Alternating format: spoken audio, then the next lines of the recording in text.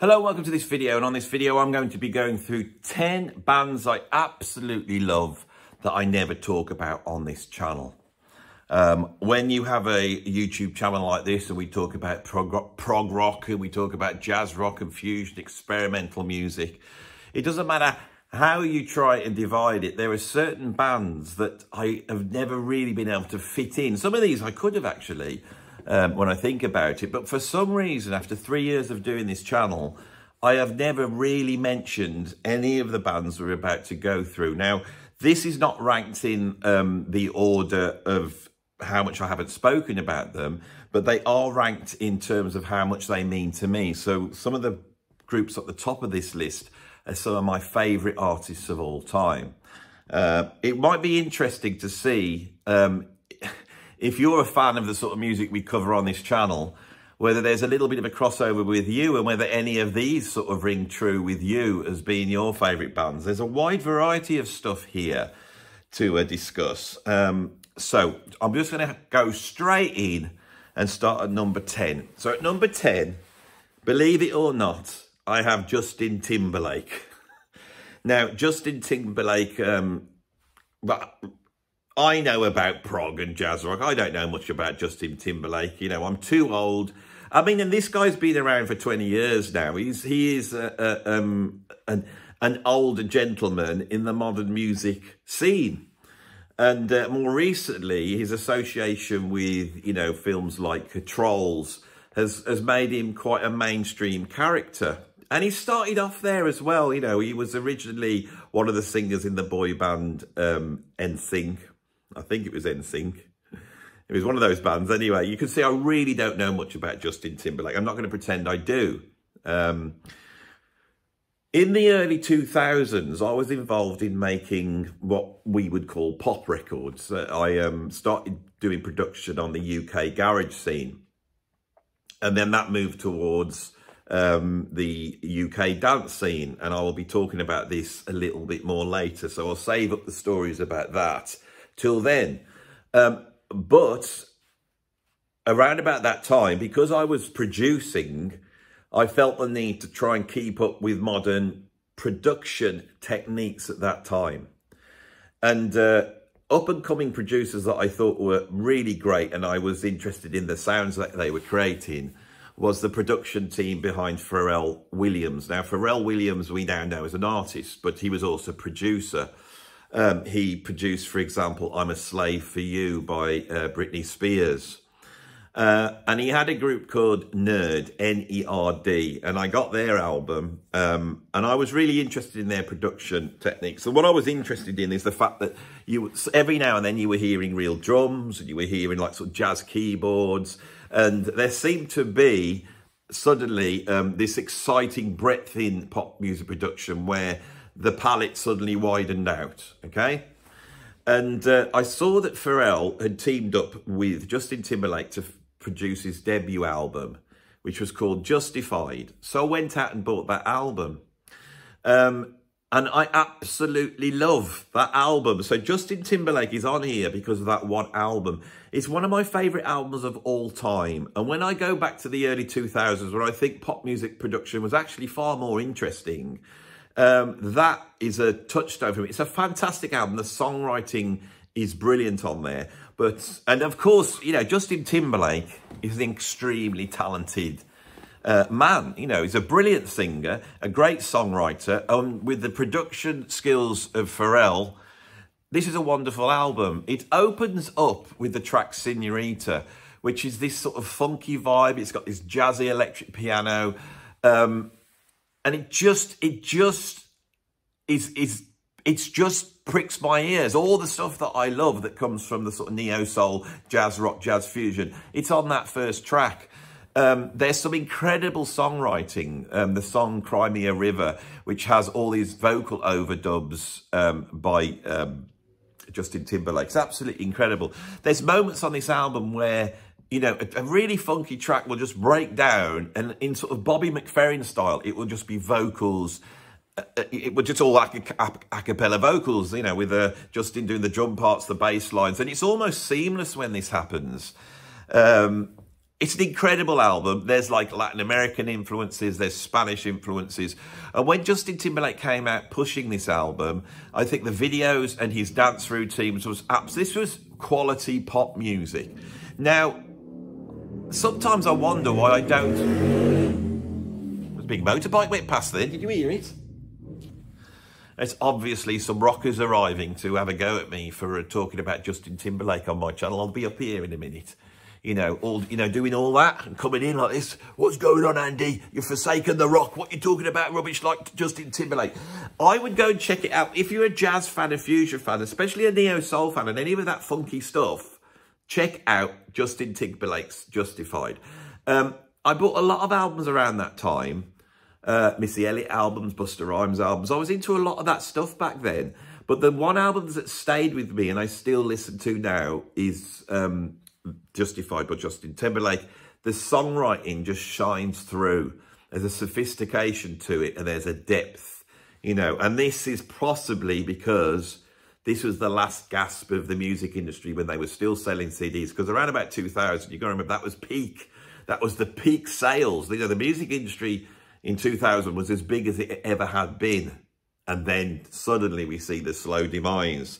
And this is what forces people like Justin Timberlake then to go towards, doing, vocal tracks, for films, and then go on to like actually acting in films and all that type of thing. Anyway, I won't, make you suffer any more talk about Justin Timberlake. Let's move on to who I've got at number 9. At number 9, I have Simon and Garfunkel. Now, as a young man, I can remember staying up one night and The Graduate was on. And I'd never seen this film. I'd heard about it, but I'd never seen it. And I can remember putting the film on and seeing a very young Dustin Hoffman. It wasn't actually that young, actually. He was about 30 at the time, playing someone who was supposedly in his late teens. Arriving at an airport with this tune of Sound of Silence playing. And I thought all of that together was incredible. And there's a beauty to Simon and Garfunkel's songs. I mean, we're talking about some of the greatest songs ever made. Now, if there's a band, an American band to compete with the Beatles, it's not the Beach Boys. It's not the Beach Boys. It's Simon and Garfunkel that released a series of albums and in their own way went in the same direction of the Beatles, starting off in this sort of, coffee house, folk singer-songwriter thing. And then moving towards eventually A Bridge Over Troubled Water, which in its own way is like an American folk version of progressive rock, one of the biggest produced albums of all time. And we can see the influence of Simon and Garfunkel on bands like especially Yes. You can really see that, and I think Yes were motivated to push their production and the vastness of what they were doing by that Bridge Over Troubled Waters album. Paul Simon and Art Garfunkel's voices together, absolutely beautiful. We're talking about some of the greatest songs ever written in popular music. It's intelligent and it's just so beautiful. I think in terms of popular music, you cannot get more beautiful than that. Of course, famously, they didn't get on, did they? And I think all the sorts of trials and tribulations that you get with a duo have now become sort of legendary with these two. And so they eventually go their separate ways. Of course, Paul Simon, as he moves into his solo career, starts to expose his interests, which are much wider than just simple folk music. And another album of mine, which is one of my favourite albums of all time, it's an incredible album, is Still Crazy After All These Years, which of course features, our whole host of incredible jazz rock musicians. 50 Ways to Leave Your Lover features that incredible drum intro by Steve Gadd. Still Crazy After All These Years, which is a beautiful tune, features incredibly emotive solo by Michael Brecker. It's an absolutely brilliant album. By the same token, here in the UK, we produced possibly one of the darkest children's films ever made, which is Watership Down, which featured that incredible song, Bright Eyes, which I think was written by Mike Batt, wasn't it? He was the guy behind the Wombles. and Art Garfunkel sings it absolutely beautiful. There's so much fantastic music that they have produced over the years, which doesn't quite fit into the remit of this channel. Of course, in the 1980s, Paul Simon, you know, struck out again with Gracelands, which I think is a fantastic album. There was a number of albums in the 1980s that sort of defined that decade, one of them being sort of Brothers in Arms by Dire Straits. And we all went out and got them, and I went out and got Gracelands. And again, some incredible stuff. Doesn't Adrian Belew feature on that album at some point? Of course, he got criticised for a certain way that he approached, you know, taking on all these sort of African and world music influences in it. But I felt that as one of America's great songwriters, he took that at the service of his songs, which opened up new avenues, moving him away from the sort of chord structure songwriting to something that was much more modal and rhythmical. Of course, you can call me out. I mean, how many great songs? A few years back, he's just released another album, which and he's an old man now, Paul. So he's in his 80s now, and it really does explore the idea of being old and death. And again, he has produced an incredible album. But I think they were both incredible talents. So that's who I have at number 9 is Simon and Garfunkel, with the addition of Paul Simon in there as well. At number 8, I have the dance music production team known as Masters at Work. Okay, so in the late 90s, I fell into, you know, making garage records. UK garage suddenly became a thing.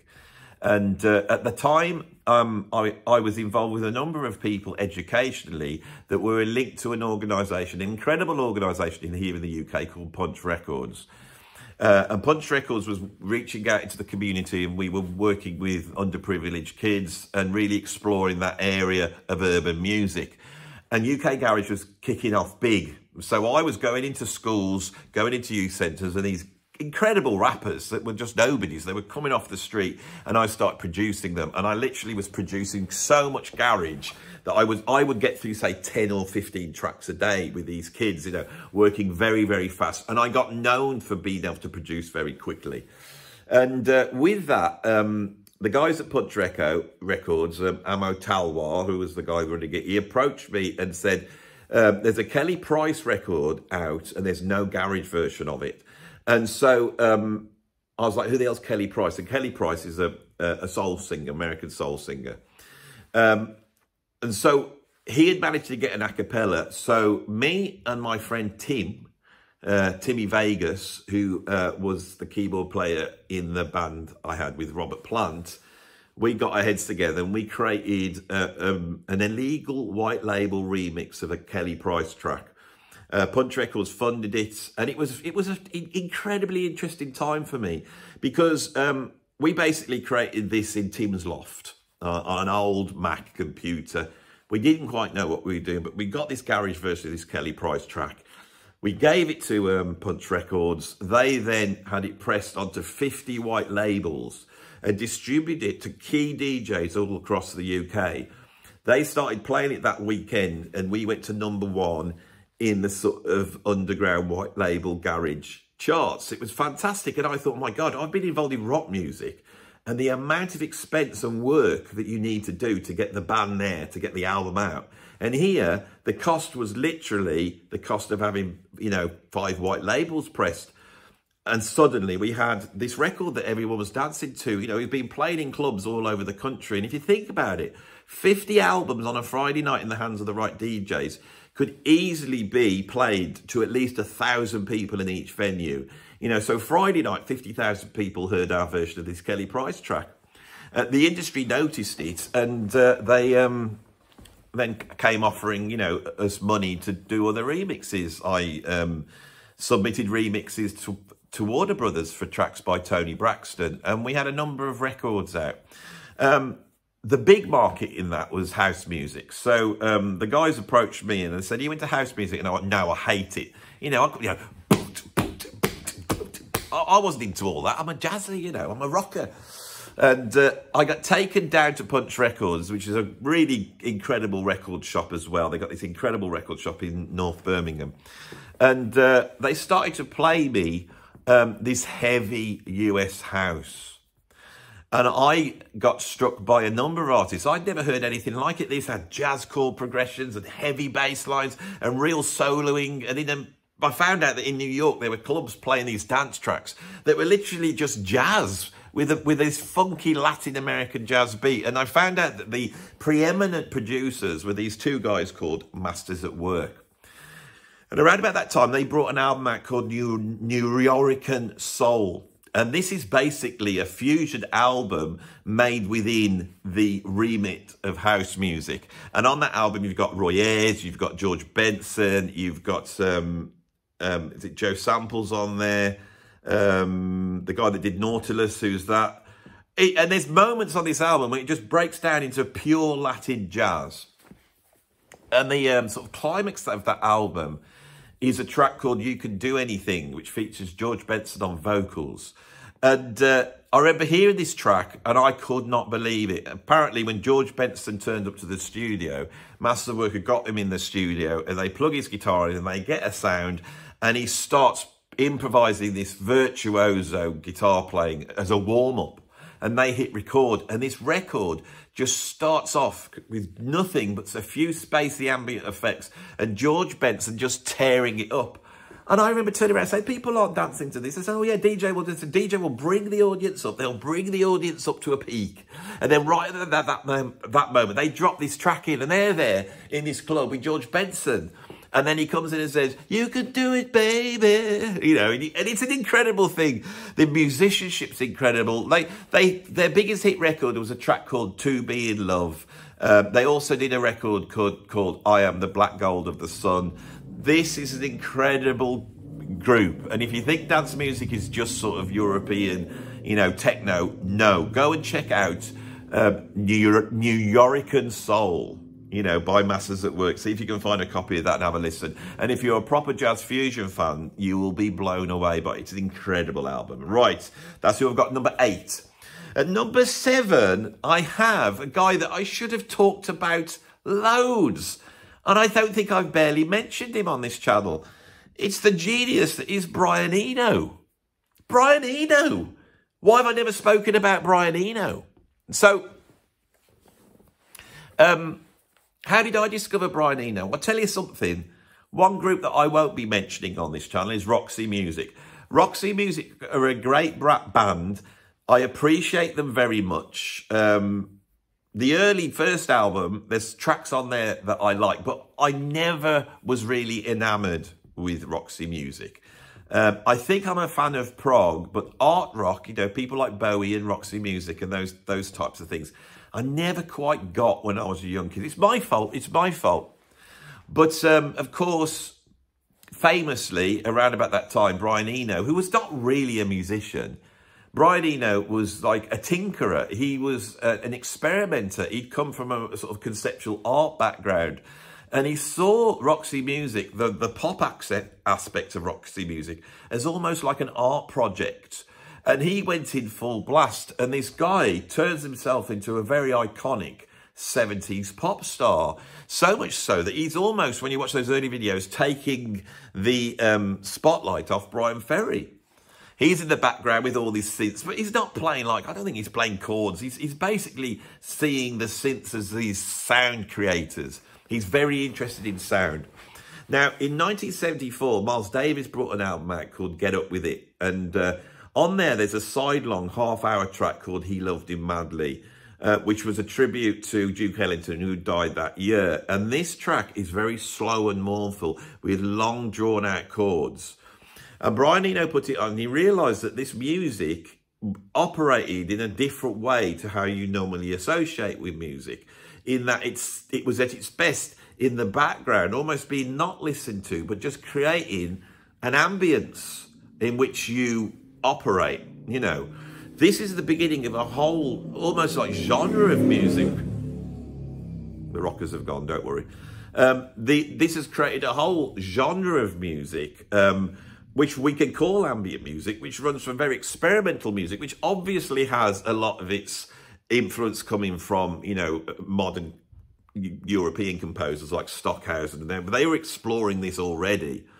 But I think what Eno did was to grasp a certain aspect of it and see that there was almost like a new way of listening to music. So when people sit down now and they think, right, I'm going to do some meditation or some yoga, and they put on some music in the background, that swirly stuff that fills the room up, that was created at this point. And I think I became very interested in that. Of course, Brian Eno, then in the 70s, went on to make a series of albums like Here Come the Warm Jets and Another Green World. And they're incredible. And they explore, at one point, the experimental end of progressive rock and pop music all at the same time. You know, of course, we were seeing people appearing on these albums like Phil Collins on drums. It's incredible. Now, when I went towards music production, the person that was sort of my mentor in the early days was a guy that wasn't much older than me called Ian Stonehouse, that went on to lecture in electronic music at Goldsmiths University. But back then we were just kids, and he was a Brian Eno nut. And so when I was learning how to produce, you know, I had Ian, and he had a pack of oblique strategies. Now, the oblique strategies was like almost like a series of cards. And when you're working on a creative project, they was created by Brian Eno, and they're incredible. And say you were working on a creative project, you would have to go, right, we're a bit stuck, and then you pull one of these cards out randomly, and it would give you some instructions on it, you know. And these instructions are very oblique. They throw almost like spanners in the work. And Brian Eno's attitude to production has been one of my biggest influences on me in my life. And I can remember reading a story when he was brought in to produce, I think, the Joshua Tree by U2. And he was working alongside Daniel Lanois, I think, who is a much more established producer. So they got these two things in. And he notices that the track When the Streets Have No Name is taking up too much emotional energy. And Brian Eno tried to break into the studio at night to delete the track so it was gone.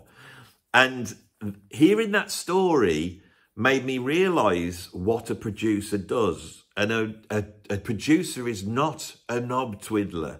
A producer is someone that throws a spanner in the works, propelling the artist to a point where they don't know what's going on. And if we look at the musician that I feel really personified that, it was Miles Davis. There seems a very strong link between Miles Davis and Brian Eno. And I feel like Brian Eno is almost like a very British Miles Davis. Now, before I move on, in 1992, when I was really just getting into production, he brought an album out called NerveNet. And NerveNet was the album that I live by. I listened to it over and over again. And there's a track on there called Distributed Being. And it's a sort of very, you know, it's got a bit of a pulse, and it's very hypnotic, and it sort of lulls you into this sort of Eno-esque ambient space. And then just when you are sort of hypnotised by it, Robert Fripp pulls off the greatest guitar solo of his career. It's incredible. And when I first got the album, I stuck it in the car, and I was driving to see my girlfriend at the time, and I'm driving along the road, and this track Distributed Being comes on, and I'm there, and I'm really into it. And then Fripp comes in with his guitar solo, and it blew me away so much, I had to pull the car over and sit at the side of the road, sort of in astonishment, you know, worried that I was going to risk crashing the car. So, yeah, Brian Eno is a huge influence on me, and really, why have I not spoken about it that much? I think he's got such a huge career, and because I don't really get to know about the Roxy Music stuff, and there's a whole bunch of production stuff I don't know about, and I don't own every album. He's made a lot of albums. I've got quite a few albums by him. I just don't feel like I know enough, but I hope I have done him some justice here. Shall we move on to who I've got at number 6? What's interesting going through this list is what I've got here is actually a number of groups and artists that were very formative to me as a musician. I'm now starting to see the pattern here. All of these have had an influence, and in many cases, they've had an influence on more the songwriting side of me or the production side of me. But this band had a huge influence on the playing side of me. And it is, of course, those jazz funk legends, British jazz funk legends, Level 42. Now, Level 42 was a collection of musicians, very young musicians, that were under the sort of watch of a whole bunch of other musicians that were working towards this burgeoning jazz funk scene that was happening in the UK in the early 80s, that would feature groups like Shack Attack and Incognito and a whole bunch of them. And I must admit, I don't really know that much about that era. Level 42 emerges in the early 80s as almost like a funkier British version of Return to Forever. Mark King really brought slap bass playing into popular music and almost into modern culture. You know, I'm a big fan of the British comedy The Mighty Boosh, and there is a point in that where they pick up this sort of hitchhiker, an evil hitchhiker, who is like a cross between sort of a Cockney gangster and some sort of weird, horrific horror character. And he possesses this huge thumb. And the reason why he's got this huge thumb is because he plays slap bass. And there's loads of references to Mark King on this. In the mid-90s, I formed a band called Sinister Footwear. And we were obsessed with the first few Level 42 albums. And so we were copying that style. And the bassist was all into this slap bass. And I was really copying Phil Gould's drumming, genius drummer, you know. And what this was for me in the 90s was a British group that were having chart success, but showed a line through to the jazz, rock and fusion that I was into. As the 80s progressed, they become more and more commercial, having huge hit records with things like Running in the Family and Lessons in Love, which, although a little bit cheesy, I absolutely love. Of course, you know, Phil Gould left, and then the incredible Gary Husband came in on drums, and Gary Husband then brought in Alan Holdsworth, and Alan Holdsworth had this small, you know, moment in the pop limelight as he went out on tour. And I think he played on the album. I can't remember which album it was called. Now, I'm a huge Level 42 fan, as you can see. And I think the reason why I haven't spoken about them is I think their dislocation from the American fusion scenes means I don't actually know that much about them, but a huge influence on me in the early days. I think the track, Hot Water, it's just so incredible. And I've had this experience with my students that, I mean, Level 42 have become associated with the 1980s. So we can see them as being a little bit cheesy. But so many times when I identified a student that was really into their music, and I said, check out this band every time you play them, Level 42, that slap bass with the funky drums always grabbed them. Now, in the late 2000s, I was in a progressive rock band called Frost. And eventually our bass player, John Jarrett, left, and he was replaced by Nathan King on guitar. No, on bass, sorry. And Nathan came in, virtuoso bass player. I couldn't believe what he could do on the bass. And we found out that he wasn't a bass player. He was actually a guitarist. And he is the younger brother of Mark King. And when I did the brief touring I did with Nathan, I found myself fanboying, continually asking questions about Mark King. Mark King in the UK is such an important musician in terms of the development of good players and that interest. Anyway, I don't know what more I can say. I absolutely love that band. But let's move on to number 5. So, at number 5, I have Mr. Bungle. Mr. Bungle was a band that emerged in the late 80s, early 90s. They sort of came out of that scene that was alongside bands like Fishbone and the Limbo Maniacs and 24/7 Spies, Red Hot Chili Peppers, Living Colour. There was this whole expansion within rock music, which is almost like the precursor to grunge. And grunge was just a part of this. For me, being in that at the time, there was a much wider remit of bands that suddenly were just pushing the envelope. One of those bands was Faith No More, and getting into Faith No More, that was fantastic. You know, I love that album. I found out that Mike Patton had this other group and that they brought an album out that was produced by John Zorn. And so I went and bought it. Mr. Bungle is this avant-garde, Cardiac's Residence, prog, insane metal band that is just defies description.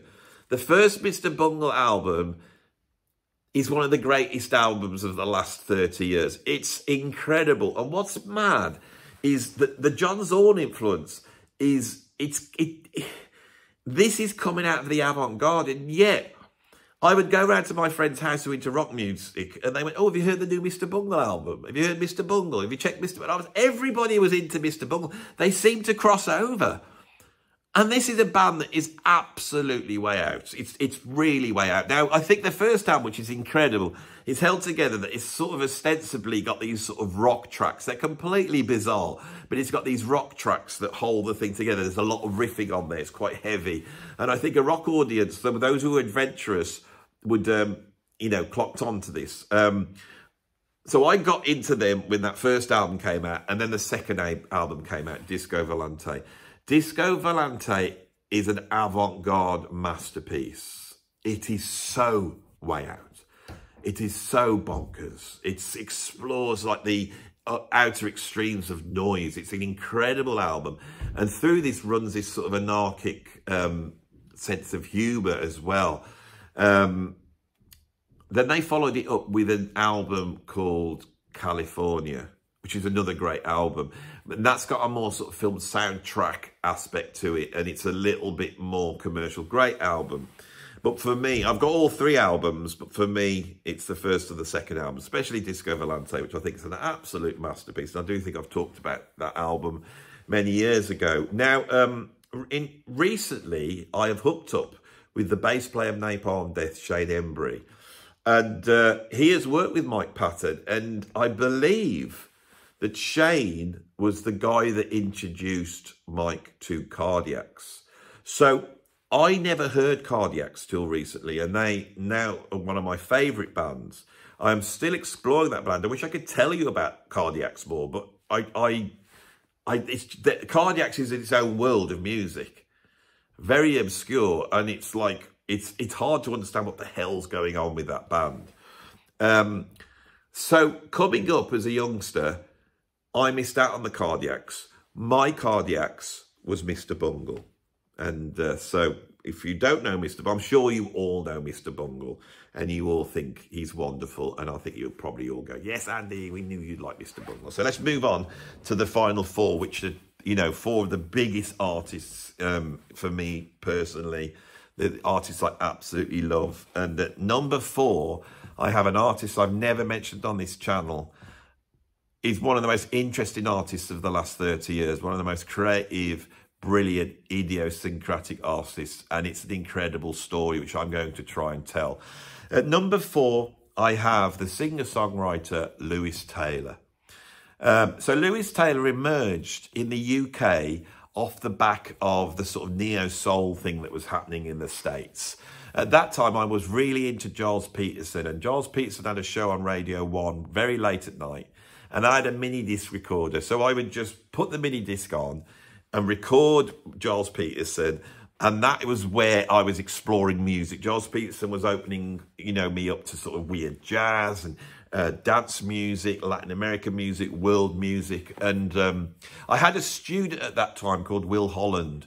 And me and Will were really interested in these aspects of music. And Will went on to become the artist Quantic, and he had a band called Quantic Soul Orchestra.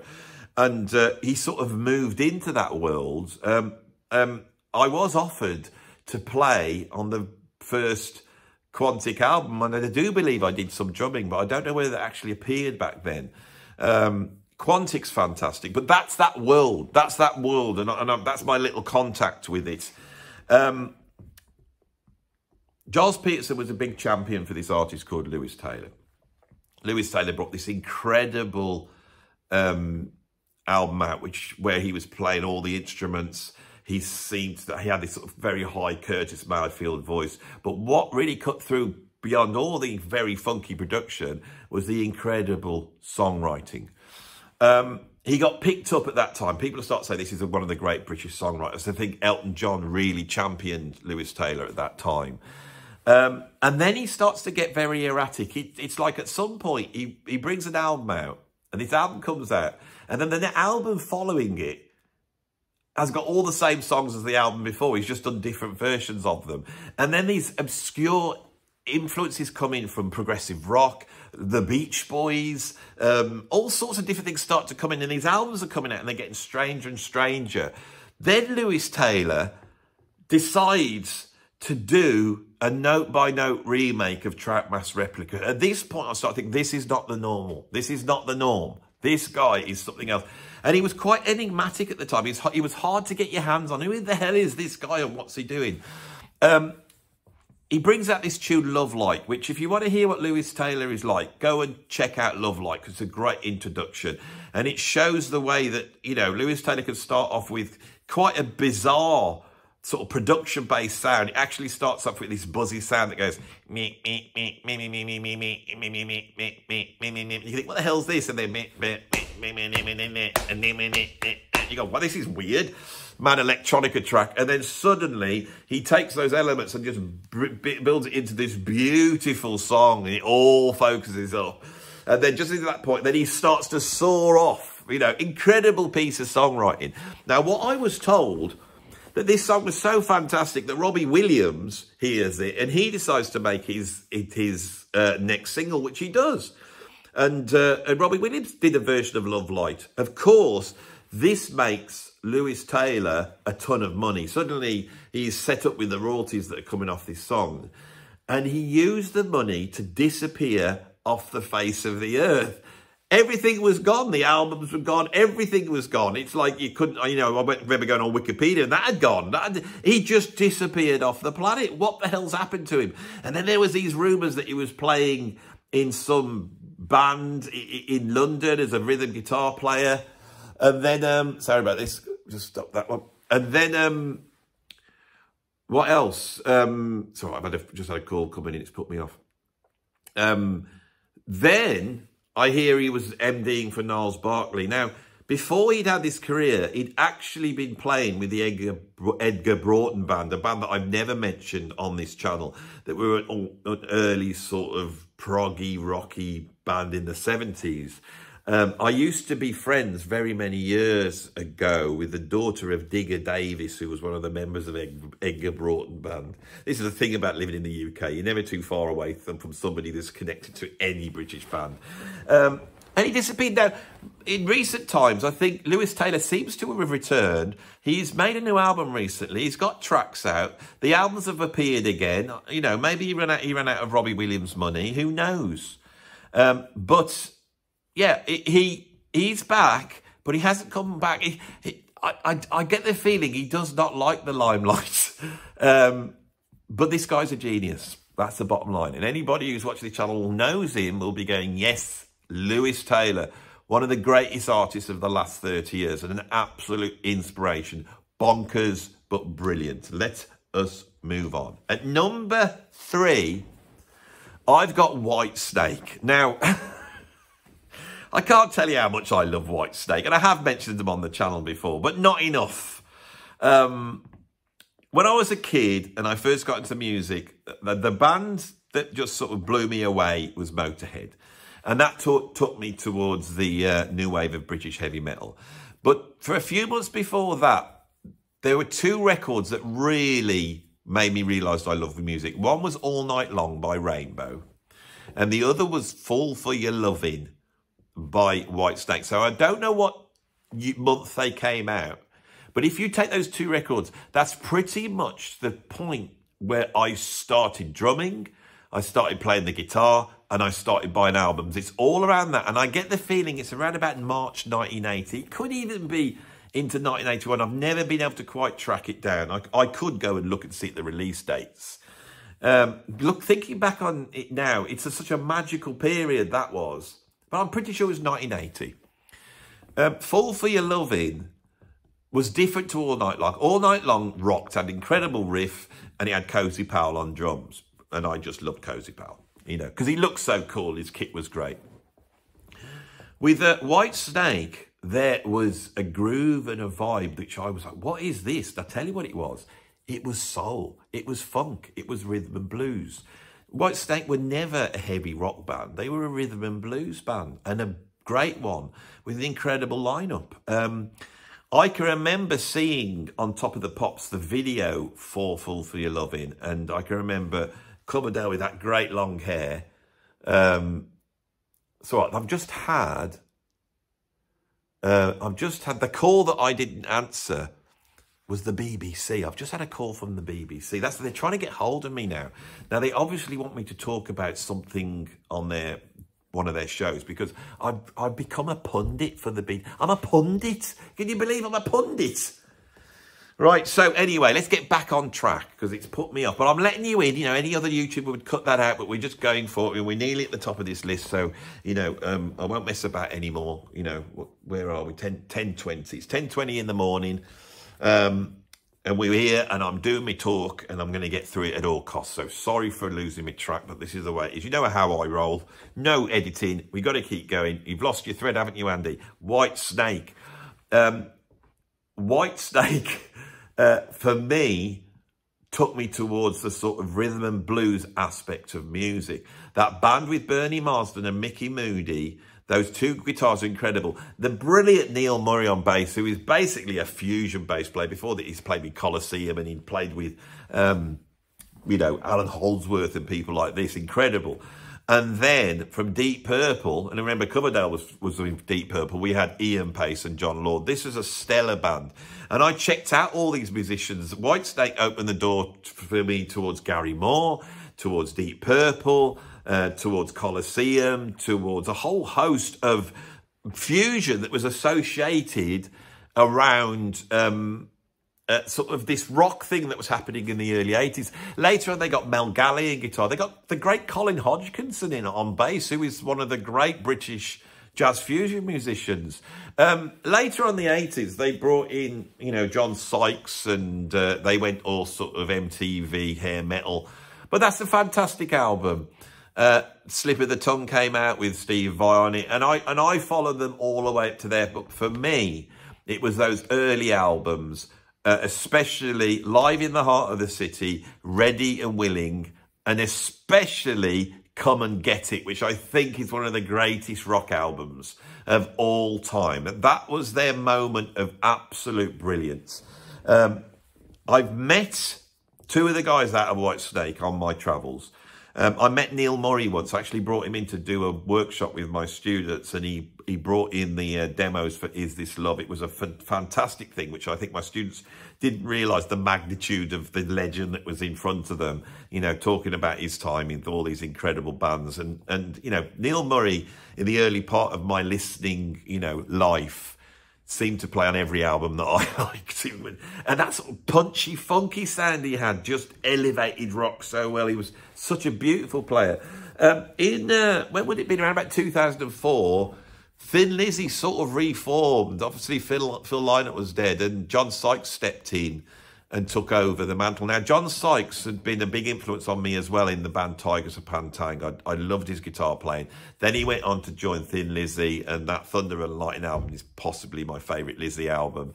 Then he went on into Whitesnake. So I was a big John Sykes fan, and I did this tour with John Sykes. And I didn't really get to know him that much, to be honest. I think he was a little bit perturbed that his star had fallen a little bit and he was no longer playing the arenas, if I'm honest. Anyway, let's move on to number two. At number two, I have The Police. Right? So, again, going back to 1980, I was into this new wave of British heavy metal, but there was two bands at that time that I worshipped, and they are at the top of this list, and they don't quite fit in to what I talk about on this channel. The first was The Police. I was trying to learn the drums. My dad was a drummer. And when The Police came out, what was the first single I heard? It was, I think it was Message in a Bottle. I wasn't aware of them on the first album. I think I was a little bit too young. But when Regatta de Blanc came out, they started having hit records. They go straight in at number one. And I can remember watching it, and my dad, who was a drummer, turned around and went, "Oh my God, this drum is incredible. This is brilliant drumming." And I was too young. I was like, really? And there's this pop band, and they're all, you know, good-looking lads with the blonde hair, and they're playing these poppy songs, all these reggae stuff. Sounds a little bit like The Beat, Mirror in the Bathroom, another brilliant song. And there was this big two-tone thing that was happening as well. And we all loved that. I'll get onto that in a minute. And the Police weren't quite that. They weren't quite punk. They were obviously great players. I didn't quite get it, but the fact was my dad was going, this drummer's incredible. And so I started to listen to it, and I was learning the drums. I got my AC/DC albums, and I was going, and I nailed that, you know, and then I'd put my White Snake album in, and I could hold my rock beat. And all these drummers, to me, were sort of doing the same thing. Then I listened to this Police stuff, Messages on Bottom, and I just couldn't fathom it. I was like, what is this? Stuart Copeland. I mean, a few months later, I discovered Billy Cobham, and then I was off. But Stuart Copeland was the drummer that made me go, oh, my God, you can do different things on drums. This is a revolution. This is, what the hell's this? And I had it from an early age because I fell in love with this music. So I said to my mum and dad, can I have the album? I bought a couple of singles, and so they went out and bought Regatta de Blanc. And I sat there with my headphones on, with my drum kit, trying to fathom the whole of that album. And eventually I did. And what it did is that Stuart Copeland he would started things not on the one, and he was putting the backbeat in the wrong place. And as a kid who had just started playing drums, I really believe that the experience of that propelled me towards being a reasonable drummer. I really believe that Stuart Copeland, and of course Stuart Copeland went on to become one of the most iconic drummers. He is a sound innovator like Miles Davis. He's a sound innovator like Jaco Pastorius. He changed the sound of the drums. Before that, everyone wanted to sound like John Bonham, or they wanted to sound like Clyde Stubblefield. Those are the two drum sounds you had.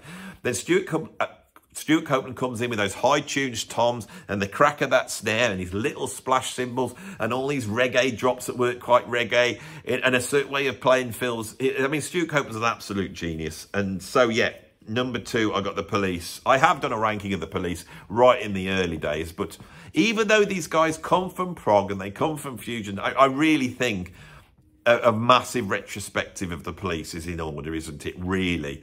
I think the reason is because in the old days, when I first started this channel, I did a thing on the Police, a little video on the Police, and it was really unsuccessful. And I thought was right, well, yeah, I've done all these videos on people like Gong and all this stuff, and they've done really well. And I've done the Police, and then nobody wanted to watch that. I thought, well, I won't go near a pop band again.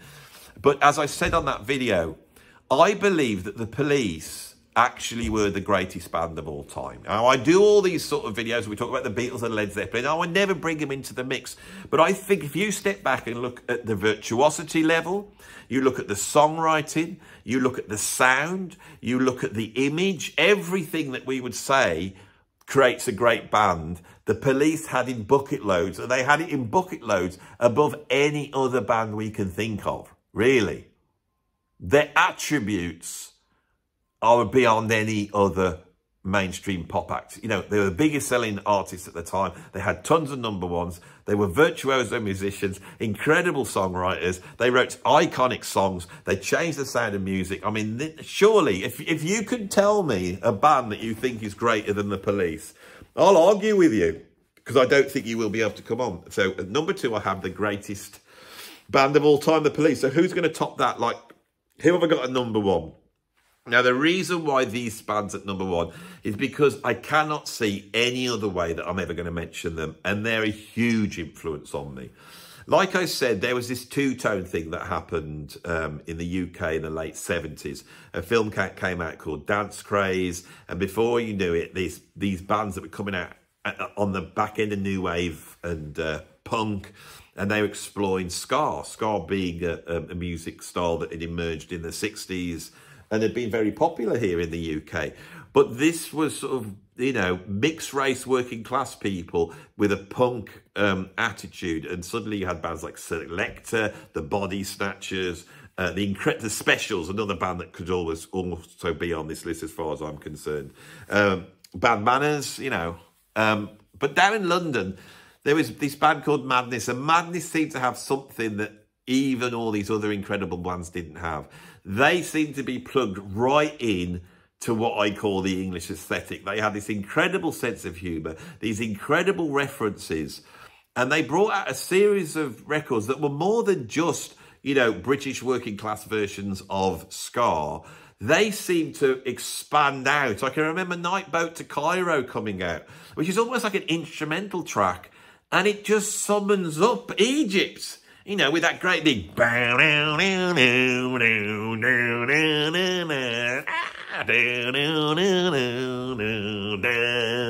It's not an instrumental, is it? It's just gone on the banks of the river. No, it's got that minor second feel. You know, it's incredible. And suddenly we're in Egypt, but we're in Egypt in a sort of almost like a Carry On film version of Egypt. It's Carry On Cleo we're in.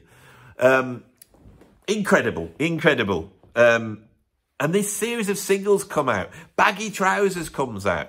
And Baggy Trousers just personifies my life as a school child in the 70s, right? And these records are massive hit records. They go into #1. And everybody in the UK, you know, knows these songs. But when you look at them and you think that these guys aren't like educated musicians, these are just working class kids. A lot of them were involved in crime before they got involved in madness. It's an incredible story. But when you listen, if you take something like Baggy Trousers, you know, it's bizarre. It starts off with, again, another fanfare, like Night Boat to Cairo, and it goes, and I'm now going to do it a cappella for you. Let's just do a cappella, because people always like it when I do this. So it goes... Bang, ding, ding, ding, ding, ding, ding, ding, bang. So we've got these two things. We've got this like, what's this? This is like a horror film. And then it's ding, ding, ding, ding, ding, ding, ding, bang, ding, ding, ding, ding, ding, ding. This comes in. You think, well, what the hell's this? And then how's it go then? Come on, don't lose it. Yeah, and then the vocal comes in. And the vocal does this. Down a semitone, and then back up and down chromatically. Think about it. Down a tone, then back up. This is bizarre. This sort of staccato straight line, and then just weaving around it a bit chromatically. And what this does is summon up this almost like school route. You know, I'm back in the 70s and all the lyrics are brilliant and it's explaining, it's funny, and there's all these little jokes. Then they do the complete opposite vocally. This is like Louis Armstrong. When I've talked about Louis Armstrong solos. So after and then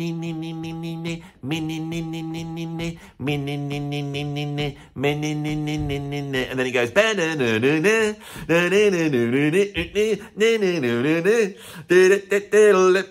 it's all, now we're on this roller coaster going up and down, and then this roller coaster fee is accentuated by this instrumental break that goes and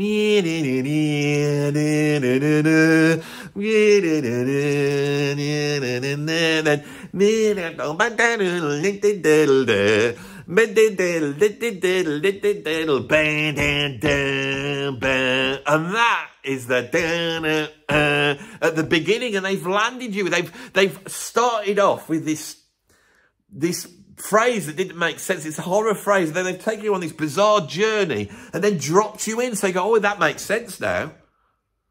Absolutely mind-blowing music. So avant-garde, so out there, and yet so accessible at the same time. Madness, one of the greatest bands that's ever existed in human history. Really. They came out with a record called, what's the one about the car? And this is like made out of car noises. I like driving in my car. It's not quite a Jaguar. I was born in Crimson Hill. And the lyrics are incredible, and the vibe of these lyrics. This is what we're going to see in the UK hip hop scene. This is where it comes from, but. You know, I like driving in my car. It's so avant-garde. I might do a top 10 of when avant-garde tracks got in the charts. There's certain points, they always seem as novelty songs, but if you step back, you go, this is bizarre. Absolutely bizarre. Our House, brilliant songwriting. I mean, I could just go on. For the Wings of a Dove, they're just so, you know, they're sort of gospel, you know, take.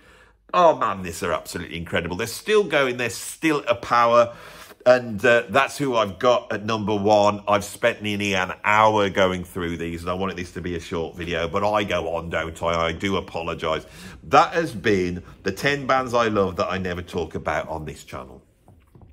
I hope you enjoyed it. If you did, please put a like on.